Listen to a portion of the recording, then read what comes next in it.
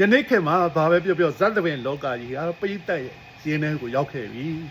ဥမော်လာပြီပေါ့နော်အဲ့ဒီအတွက်ကျွန်တော်တို့ဝမ်းသာပီတိဖြစ်ပြီးတော့ဂုဏ်ယူရပါတယ်အဲ့ဒီအောင်မြင်မှုရဲ့နောက်ွယ်မှာဖြစ်ပေါ်လာမဲ့အကျိုးဆက်တွေကလည်းပဲ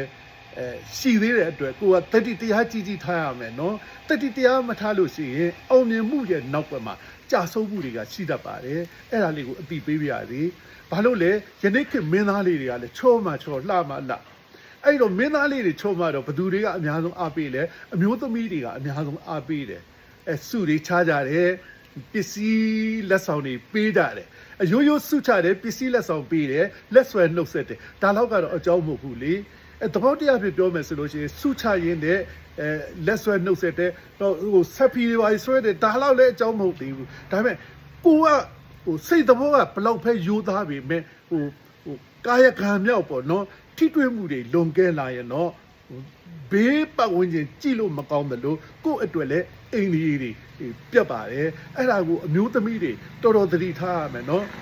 ဇမင်းသားလေးတွေကတော့သူတို့အလုပ်လုပ်တာလာကစားမှဆိုလာရမှာလေလူပညာသမားကအဲ့လိုမှမလာလို့ရှိရင်မာနာကြီးရဆိုပြီးတော့သူတို့ရဲ့စမ်းစာတာကြာဆုံးသွားမှာပါကိုကသတိတရားထားရမှာကမေတ္တာရှိလို့တကယ်ဆုချတယ်ဆိုလို့ရှိရင်လက်ဆွဲနှုတ်ဆက်တဲ့လောက်ကအပြည့်ပူမပူတာအကောင်းဆုံးပဲဒါပေမဲ့သတိတရားထားရမှာကဘင်းသားလေးတွေကလည်းလေအဲ့ဒီအမျိုးသမီးမှာကသူ့ရဲ့ရည်စားရှိသလားသူ့မှာအိမ်တော်ရှိသလားမသိဘူးလေမသိတဲ့အတွက်ကိုကအတက်နိုင်ဆုံးနည်းနည်းလေးတော့တိခတ်မှုရအတွက်သူတို့ကိုတောင်းပန်ရမယ်နော်မတောင်းပန်လို့ရှိရင်နောက်ဆက်တွဲဖြစ်လာမယ့်ပြဿနာတွေကတိတ်ပြီးကြီးပါတယ်ကျွန်တော်အရင်တော့ကငငယ်ကကြည်ဘူးတဲ့ဇက်တွေဆိုရင်အလင်္ကာကျော်သောရွှေမန်းဦးတင်မောင်မြို့တော်သိန်းအောင်နောက်တော့စိတ်မဟာသဘင်စံပြသဘင်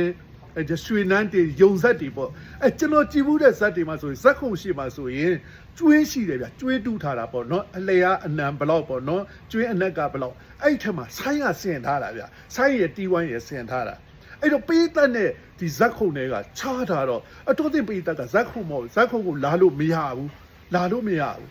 တိတ်ပြီးတော့စီကံကောင်းတာတော့ဇက်တပင်ကလာလို့မရဘူးအဲ့ဒီဇက်ခုံရှိကဆိုင်းဝိုင်းလို့တီးဝိုင်းတို့ကဘသူအမိန်ကြောက်ဖို့လို့ဘေးတွေရောက်ကုန်လည်းမသိဘူးဘယ်အချိန်ကရောက်သွားလဲကျွန်တော်လည်းမသိဘူးပေါ့နော်အဲ့တော့ဖြစ်ပေါ်လာမယ့်ဟာတွေကအန်ဒီယေတွေကြီးမားပါတယ်အဲ့ဒီအန်ဒီယေတွေကိုကြိုတင်ပြီးတော့ကာကွယ်နိုင်မှုအရေးကြီးတယ်ကျွန်တော်တပင်းတွေကိုကျွန်တော်ချစ်တယ်ကျွန်တော်အမှုပညာသမားတွေကိုချစ်တယ်အဲ့ဒါကြောင့်မလို့ကျွန်တော်သိသမျှလေးကိုတင်ပြတာဖြစ်ပါတယ်အားလုံးထိမ့်သိမ့်နဲ့နှစ်ဦးနှစ်ဖက်ပေးတတ်တဲ့တပင်းတွေကိုစီးကိုစောင့်နိုင်ရင်အကောင်းဆုံးပါလို့ဒါလေးကိုပြောကြရစီ